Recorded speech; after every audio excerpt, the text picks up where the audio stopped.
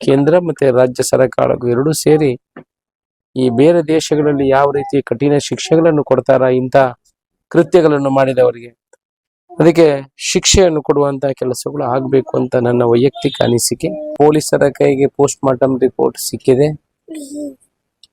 ಈವಾಗಲೇ 3 ಜನರನ್ನು ಪೊಲೀಸ್ ಇಲಾಖೆಯಿಂದ ಬಂಧಿಸಲ್ಪಟ್ಟು ಅವರ ವಿಚಾರಣೆಗಳು ನಡೀತಾ ಇದೆ.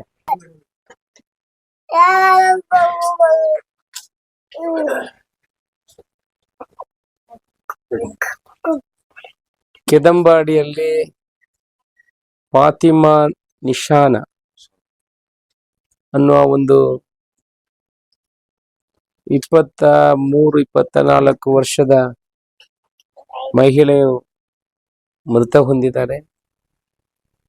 ಇದು ಸಂಶಯಾಸ್ಪದ ಸಾವು ಅನ್ನುವ ಕೇಸು ಈವಾಗಲೇ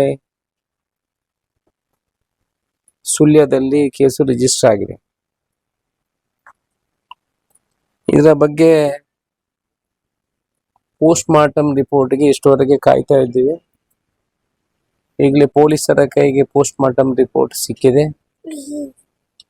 ಈವಾಗಲೇ 3 ಜನರನ್ನು ಪೊಲೀಸ್ ಇಲಾಖೆಯಿಂದ ಬಂಧಿಸಲ್ಪಟ್ಟು ಅವರ ವಿಚಾರಣೆಗಳು ನಡೀತಾ ಇದೆ. ಬಹುಶಃ 1-2 ದಿವಸಗಳಲ್ಲಿ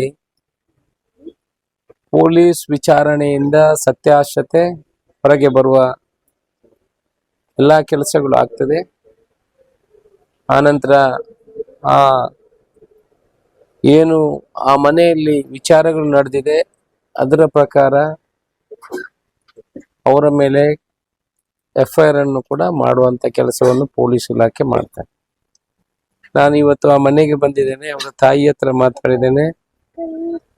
ಅವರ ಅಳಿಯನ ಹತ್ರ ಏನು ತೀರು ಹೋಗಿದ್ದಾರೆ ಅವರ ಗಂಡನ ಹತ್ರನೂ ಕೂಡ ಮಾತಾಡುವಂತ ಕೆಲಸವನ್ನು ಮಾಡಿದ್ದೇನೆ. ಅವರು ಸಾವಿಗೆ ಸಂಶಯವನ್ನು ವ್ಯಕ್ತಪಡಿಸ್ತಾ ಇದ್ದಾರೆ.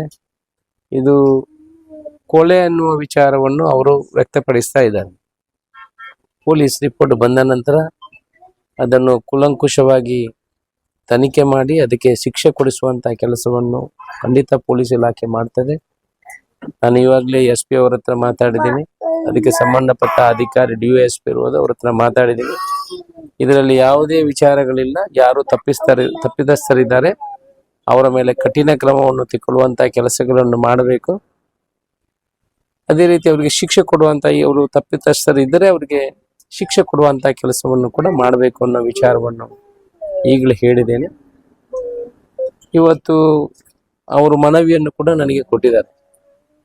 ಆ ಮನವಿಯನ್ನು ನಾನು ಗೃಹ ಸಚಿವರಿಗೆ ಕೊಡುವಂತ ಕೆಲಸವನ್ನು ಮಾಡ್ತೇನೆ. ಜೊತೆಯಲ್ಲಿ ಮುಖ್ಯಮಂತ್ರಿ ಅವರ ಹತ್ರ ಚರ್ಚೆ ಮಾಡಿ ಸರ್ಕಾರದಿಂದ ಯಾವ ರೀತಿಯ ಅದಕ್ಕೆ ವ್ಯವಸ್ಥೆಗಳನ್ನು ಮಾಡಬೇಕು ಅದರ ಬಗ್ಗೆಯೂ ಕೂಡ ಕಾನೂನಿನ ಚೌಕಟ್ಟಿನಲ್ಲಿ ಚರ್ಚೆ ಮಾಡಿ ಅದಕ್ಕೆ ಕೂಡ ಪ್ರಯತ್ನವನ್ನು ಮಾಡುವಂತ ಕೆಲಸವನ್ನು ಮಾಡ್ತೇವೆ. ಒಟ್ಟಿನಲ್ಲಿ ಇಂತಹ ಘಟನೆಗಳು ಮರುಕಳಿಸಬಾರದು. ಮಹಿಳೆಯ ತಾಯಿ ಇವತ್ತು ಅದನ್ನು ಕೇಳುವಂಥದ್ದು.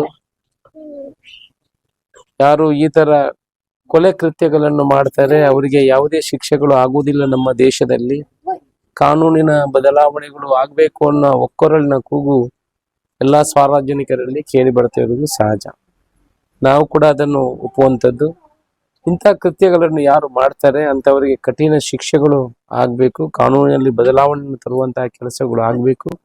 ಕೇಂದ್ರ ಮತ್ತೆ ರಾಜ್ಯ ಸರ್ಕಾರಗಳು ಎರಡೂ ಸೇರಿ ಈ ಬೇರೆ ದೇಶಗಳಲ್ಲಿ ಯಾವ ರೀತಿ ಕಠಿಣ ಶಿಕ್ಷೆಗಳನ್ನು ಕೊಡ್ತಾರ ಇಂಥ ಕೃತ್ಯಗಳನ್ನು ಮಾಡಿದವರಿಗೆ, ಅದಕ್ಕೆ ಶಿಕ್ಷೆಯನ್ನು ಕೊಡುವಂತ ಕೆಲಸಗಳು ಆಗ್ಬೇಕು ಅಂತ ನನ್ನ ವೈಯಕ್ತಿಕ ಅನಿಸಿಕೆ.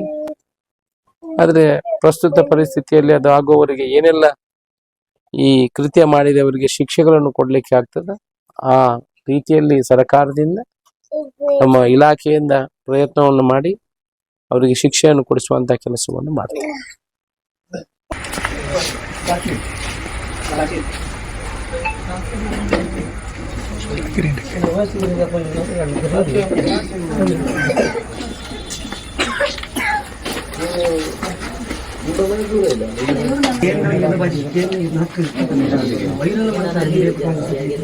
ವೈರಲ್